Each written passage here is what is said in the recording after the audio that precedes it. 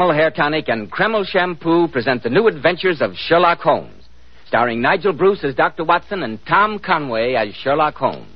And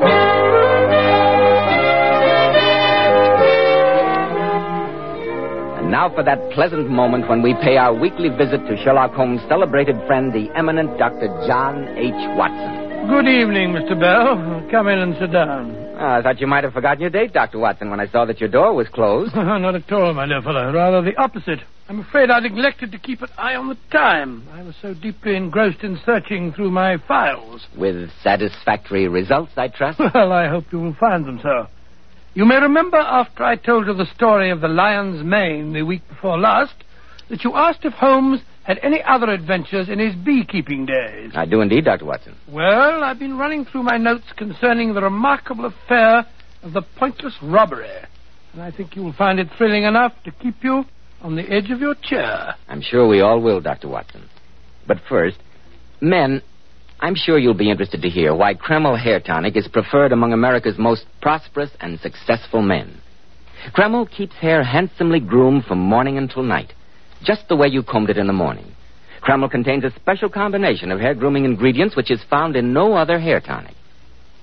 This wonderful, natural-looking hairdressing has just enough light oil to keep hair perfectly groomed with an attractive, healthy-looking luster. Yet Kreml never leaves the hair looking or feeling greasy or sticky. Kreml always looks and feels so clean on both hair and scalp. Be sure to try it, men. Kreml, Kreml Hair Tonic.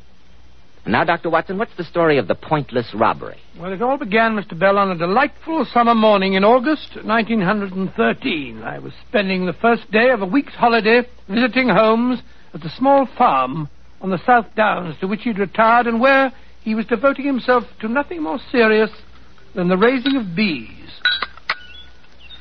I must say, Holmes, that the quality of breakfast here convinces me that I've discovered the real reason for your devotion to rustic life. A very sound deduction, Watson. And there's much to be said for the peaceful atmosphere of the countryside after the noisy hubbub of London. A peace which I fear may be only too transient, Watson. I suggest that you omit reading the morning paper during your stay. Oh, that talk of war in Europe, you mean? Nonsense, Holmes. In this year of our Lord, 1913, no civilized nation would dream of resorting to the outmoded fallacies of armed force. I trust you're right, Watson. I trust you're right. But, I say, Holmes, you've got a visitor. Somebody's coming up the path. It's Mr. Kenmore, the rector of our local church. Another donation is indicated, no doubt. It would take the national budget to keep the church's ancient organ in good repair. Be a good fellow, Watson, and open the door while I refill the teapot. That you are, Holmes. Good morning, Mr. Holmes. Good morning, Mr. Kenmore. This is my good friend, Dr. Watson. How do you do, sir? A cup of tea? No, thank you. No tea.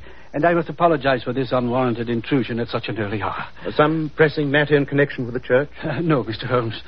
The cause of my visit is a most mysterious and disturbing occurrence which took place at my residence last night. Oh, really? I suppose you give me the facts. No doubt it will seem a minor matter to you, but I feel considerable agitation over it. Briefly, at some time last night, the rectory was broken into by thieves who ransacked the entire house, with the exception of the rooms in which my daughter Alice and I were sleeping. Gracious me. And what was stolen? Nothing.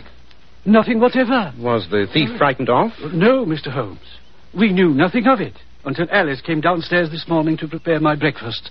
She found the house in a state of the utmost confusion, obvious signs of forcible entry, and not a single thing missing. Odd. Very odd. I hesitate to ask you, Mr. Holmes, to concern yourself with such a trifle, but you know our worthy constable, Tom Wilson. Yes, an excellent man when it comes to unlighted bicycle lamps, but beyond that... come, Watson, let's accompany Mr. Kenmore to the rectory and see what we can discover.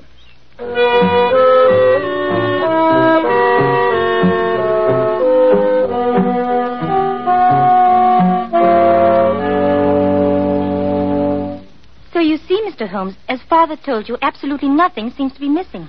Not that the possessions of a country rector are of such great value. Nevertheless, that silver service on the sideboard would undoubtedly attract any thief's eye. A family inheritance, Mr. Holmes. One of my few valuables. I see that you've got quite a large library, Mr. Kenmore. Any books of great value there? Not at all, Dr. Watson. Sound suggestion, though, Watson. Oh, This French window, which gives onto the garden, seems to be where the thief made his entry. Quite. A circle of glass cut out of one of the panes. Then a gloved hand reaching in to turn the key. A gloved hand, Mr. Holmes? Undoubtedly, my dear. The blurred impressions are quite characteristic.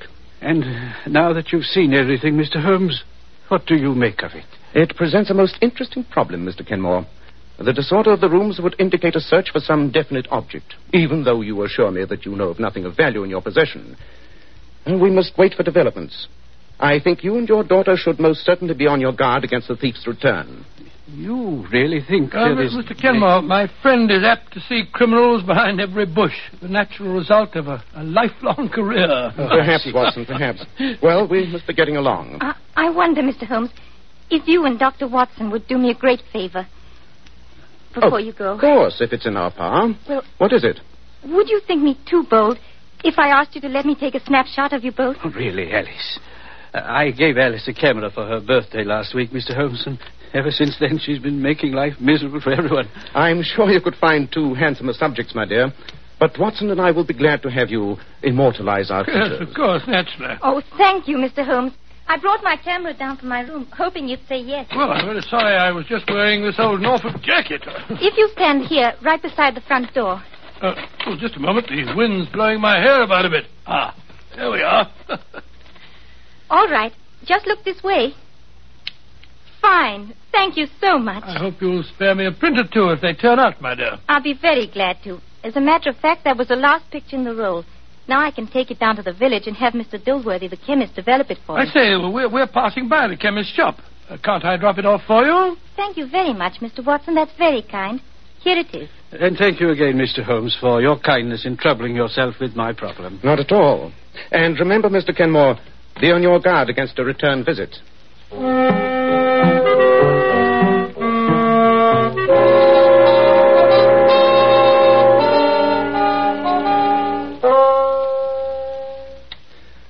Looks to me as though you're falling asleep over your book, Watson. What's it? Well, I must admit, Holmes, that the combination of country air and that excellent dinner had a very soporific effect on me. Oh, don't apologize. We country dwellers keep early hours. Certainly different from the old days in Baker Street. I'm surprised that you don't miss the excitement of the chase, Holmes. Professor Moriarty was the spice who kept the daily routine from becoming monotonous. But apparently he, too, seems to be in retirement. Oh, have you any news of him, Holmes? The last I heard, Scotland Yard had him fairly definitely located in South America. South America, eh? Which would indicate to anyone knowing the professor as well as I do that he may be anywhere on the face of the globe with the exception of South America. Well, old fella, I'm going upstairs to sleep the sleep. What the devil's that? The church bell. Come on, Watson. There must be something wrong at the rectory.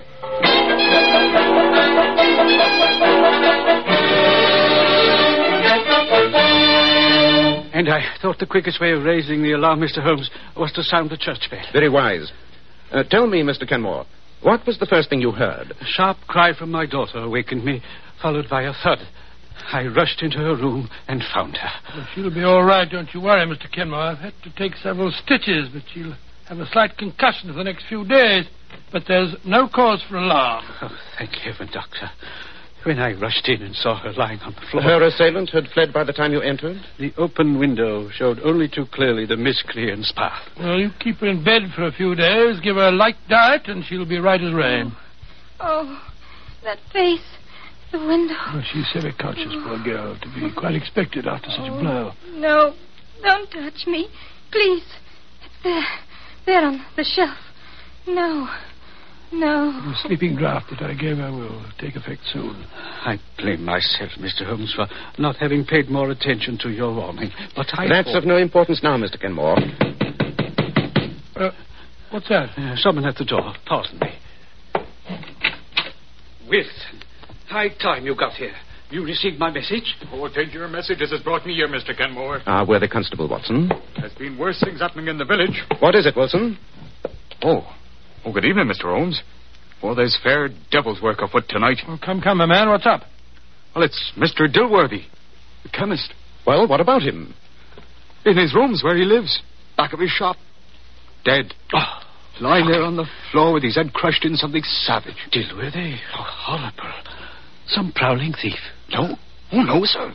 With the cash box sitting there in plain sight, with £4 and some odd shillings plain to see and not a penny touched. Dilworthy, wait a moment. The ransacking of this house, the attack on Miss Alice, and now this. There's only one common denominator which applies to all three. I don't understand, Mr. Holmes. That film from Alice's camera, Watson. After we left here this morning and went to the village, you left it at Dilworthy's? Of course, it's got a... matter of fact, Holmes, I'm afraid I forgot all about it. Here's the roll in my pocket. I must apologize to Miss Alice. Not a bit of it, Watson. What do you mean, not a bit of it, Watson? I'm convinced that roll of film holds the solution of the mysterious events of the past 24 hours.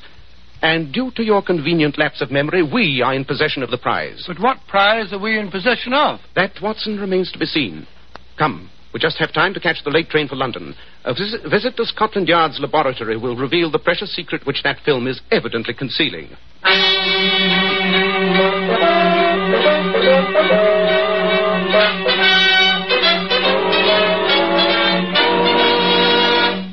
In just a moment, we'll find out what that precious secret is. Men, when you buy a hair tonic, why not buy one that does lots more than just keep hair looking handsome? Why not get your money's worth and buy Kreml hair tonic? No other hair tonic keeps the hair more neatly groomed and attractive looking. In addition, Kreml is simply great to lubricate a dry scalp. At the same time, it removes itchy, loose dandruff and leaves the scalp feeling so clean, refreshed, and alive. No wonder Kreml is preferred among America's most successful men. Buy a bottle of Kreml at any drug counter. Ask for an application at your barber shop. Use this highly specialized hair tonic daily for better groomed hair, a more hygienic scalp. Kreml. Kreml hair tonic. And now, Dr. Watson, what did you discover on that precious roll of film which had already caused the death of one person and a murderous assault upon another? Well, as soon as we reached Scotland Yard's laboratory, Holmes wasted no time in getting permission to develop the photographs. Just hand me that second tray, will you, Watson? The one this side of the red lamp. There you are. There. That does it. Look, Watson. The images are starting to appear. Oh, I'll take your word for it. That red lamp gives about as much light as a glowworm. Sorry, but that's all we can use until we finish the development. Look, Watson. They're coming much more strongly now. Yes, I see. That seems to be a picture of the rector. Doesn't look to me as though that were worth committing murder for. There are 12 pictures on the roll, Watson. This next one seems to be a somewhat out-of-focus picture of the directory. That third one, sharper. Evidently a croquet match. You're quite sure that we haven't gone tearing off on a wild goose chase, Holmes? Impossible, Watson. All the evidence indicates that this film must have been the objective. Ah, now that looks more interesting. Two girls on the beach in bathing suits. I say, Holmes. What? That girl on the left's got a fine figure, eh? Undoubtedly. But the composition is not improved by those other people in the middle background. I think that... Watson, hand me that lens. The large magnifier there. I thought you were displaying a cavalier lack of interest in such a shapely young lady. Well, I trust it's repaying your intense study. Look, Watson. Look here. Examine it closely through the lens. Well, a daring bathing suit, I must say. Has no sleeves. Not the girl, you idiot. What? The girl? The two men in the background. Take a good look at that one on the right. Oh, there's certainly something familiar about him. Holmes, it can't be. But it is, Watson. Beyond any shadow of doubt. Professor Moriarty himself. And no nearer to South America than the beaches of England. But I don't see why Moriarty should have been so anxious to secure this film. After all, Holmes, there's nothing particularly damning in a photograph of two men seated on a beach. When one of them is the world's most notorious criminal, and when he's quite ready to commit murder to regain the film. Watson, ask the inspector to call us a car. Where are we going? You and I and this precious film are paying a visit to Sir Edward at the Foreign Office at once.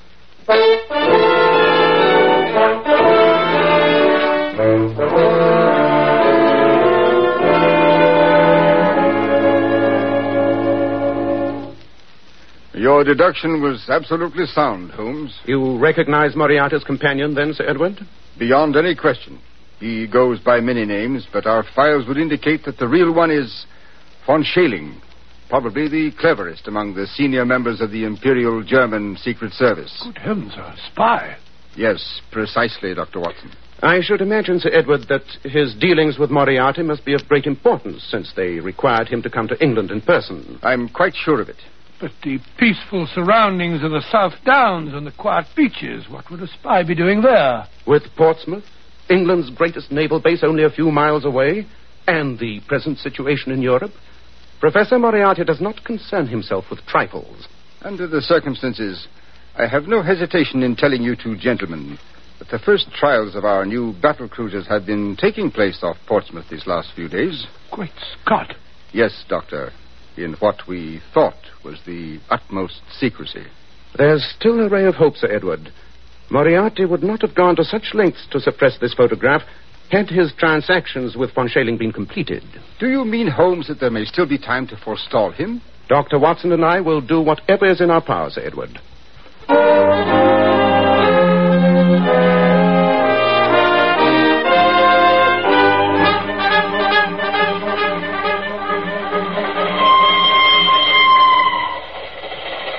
Well, Holmes, judging from the sudden change in your expression after your silence this past hour, you've evidently had an inspiration.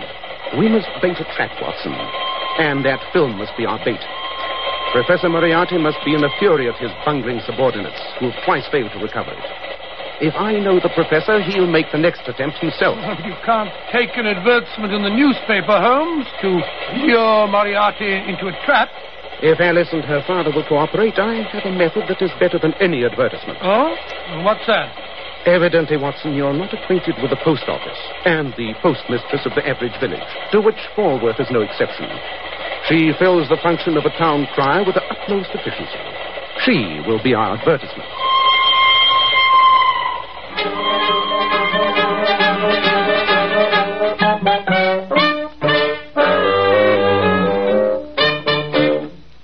Well, good morning, Mr. Kenmore.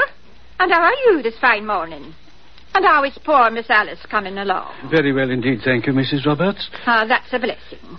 And what can I do for you today? A shilling's worth of penny stamps, please. I do hope the young lady will be up and about again soon. We miss her cheery face. You know, Mrs. Roberts, there was an odd thing about that robbery at the rectory. What was that? All the intruder took was Alice's camera. Fancy that. After he struck her down.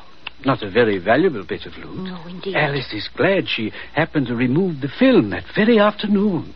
It's still on the library desk. Is it really now? I must remember to have it developed. Well, it's a mercy that nothing worse happened. Oh, I almost forgot. Here's your stamps, Mr. Kenmore.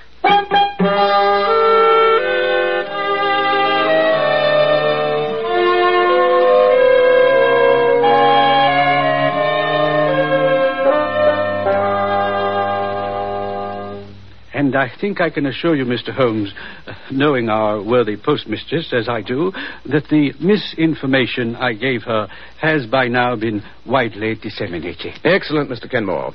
And I appreciate what you and Alice have been willing to risk on behalf of your country. At least the falsehood I told was in a worthy cause. I only wish Dr. Watson would let me get out of bed and come downstairs into the library with you when you take up your vigil tonight.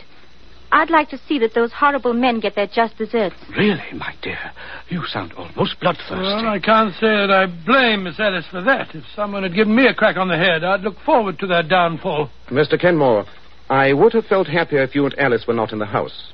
But with my knowledge of Moriarty, I fear that he may have the place under observation, and the departure of you and your daughter might make him suspicious. Is that why you and Dr. Watson are wearing those filthy farmer's clothes, Mr. Holmes? Precisely, my dear. 8 o'clock.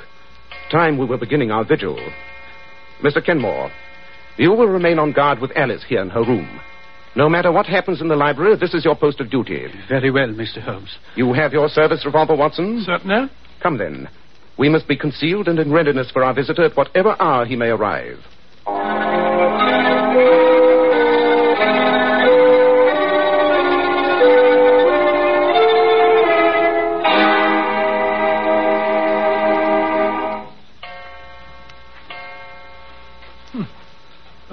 2 o'clock.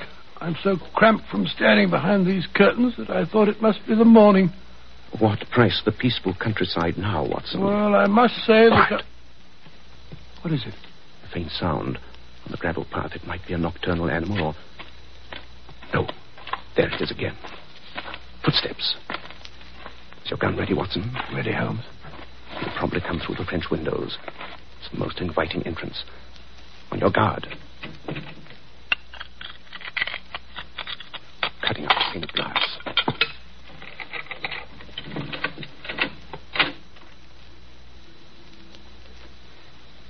Don't move. We've got you covered. The light switch, Watson, with your left hand. There. Well, Professor Moriarty, we meet again. If it isn't Mr. Sherlock Holmes and Dr. Watson. Keep that gun on him, Watson, while I see if he's carrying a weapon. And render myself liable to a long prison sentence. My dear Holmes, your retirement to pastoral pursuits must have impaired your reasoning powers. It's all right, Watson. He's unarmed. You can lower your hands now, Professor. But I'd strongly advise against making any sudden move. I wish he would, the dirty traitor. I'm inclined to agree with your sentiments, Watson. Moriarty, for once I intend to take the law into my own hands. I can forgive a criminal, or a forger, or a thief, or even a murderer. But a traitor is something else. I don't understand what you're driving at. Certain backward Balkan countries, Moriarty, have an extremely convenient system of disposing of unwanted prisoners. They are invariably shot while attempting to escape. You wouldn't dare. You who have always stood on the side of the law. Have you ever known me to break my word? I assure you, Moriarty, that unless you consent to turn over von Schailing to us, together with any information you have for him, you will be dead by the time I count 10. And I promise you that Watson won't hesitate either. Yeah, you bet I won't, Holmes. Take your choice, Moriarty. 1, 2, 3, 4. All right, Holmes. You win.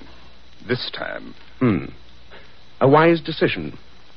Where were you to meet von Schailing? And what were you to deliver to him? At midnight tomorrow, on a beach 6 miles south of here. He has a rendezvous there with a submarine that is to take him back to Germany. And the figures on the new cruisers are hidden at my lodgings in Portsmouth. We'll keep that appointment with von Schailing tomorrow night. And to make sure that you have no chance for further treachery, you'll remain with us until he's in our hands.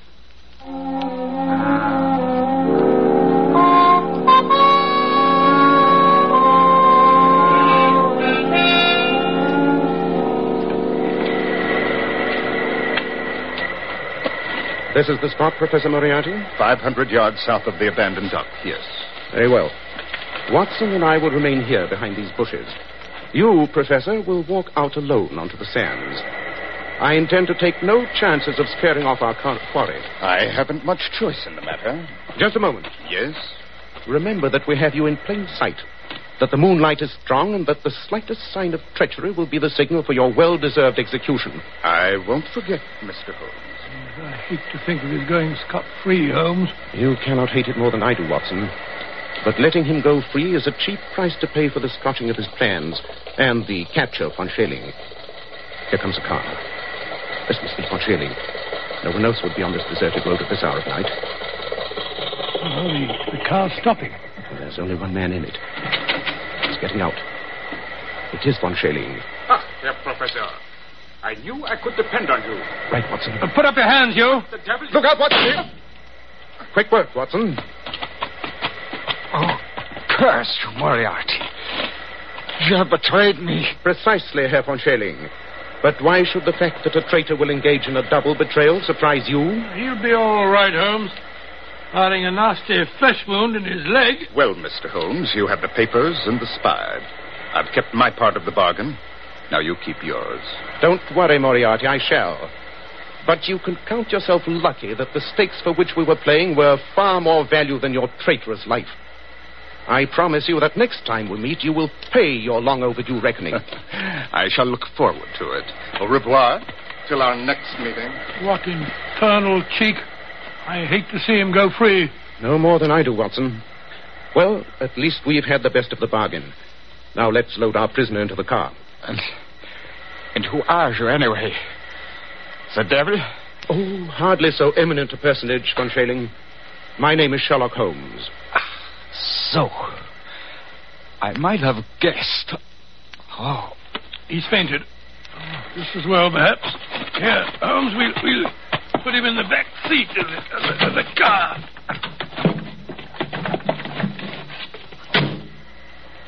Well, you've got the spy, and that finishes that. I wonder. There's an east wind coming, Watson. East wind? Oh, I don't think so, Holmes. It's particularly warm. Good old Watson. You're the one fixed point in a changing age. There's an east wind coming all the same. Such a wind as never blew on England yet. It will be cold and bitter, and a good many of us may wither before its blast. But it's God's own wind nonetheless, and a cleaner, better, stronger land will lie in the sunshine when the storm has cleared. Start the car up, Watson. It's time we were on our way.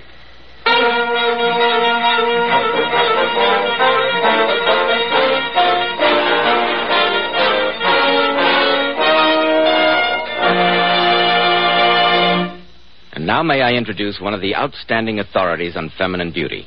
He is John Robert Powers, who has received hundreds of thousands of requests from girls all over the country, girls wishing to join his exclusive Powers Girls. And now, especially transcribed, Mr. John Robert Powers. Good evening, friends. I'm very happy tonight to bring along one of my very attractive Powers girls, Miss Pat Fordyce.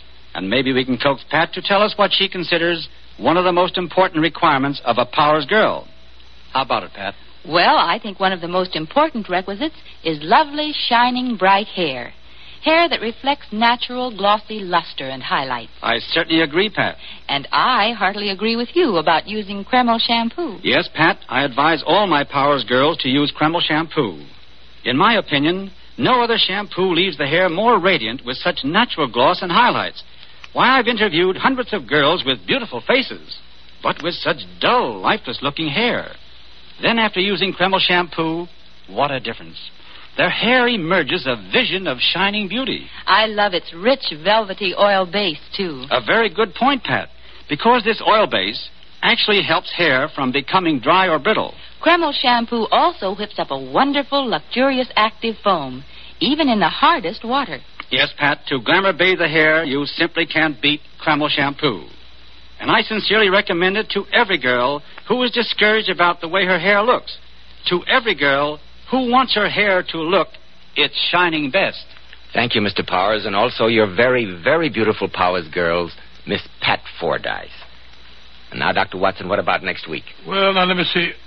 Next week, I think I shall tell you a weird story about the strange experience of Mr. John Scott Eccles, wherein Holmes solves the murder of a certain Aloysius, or as you say, Aloysius, Garcia, and finds a kitchen full of voodoo fetishes.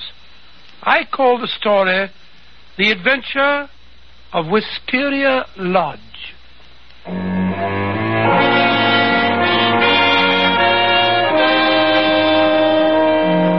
Tonight's Sherlock Holmes adventure was suggested by an incident in Sir Arthur Conan Doyle's story, His Last Bow. Nigel Bruce appeared by permission of California Pictures. Tom Conway through the courtesy of Eagle Lion Pictures. The Sherlock Holmes series is produced by Tom McKnight, with original music composed and conducted by Alex Stangert. This is Joseph Bell, speaking for Kreml Hair Tonic and Kreml Shampoo, and inviting you to listen next week at this same time, when Dr. Watson will tell us about the adventure of Wisteria Lodge.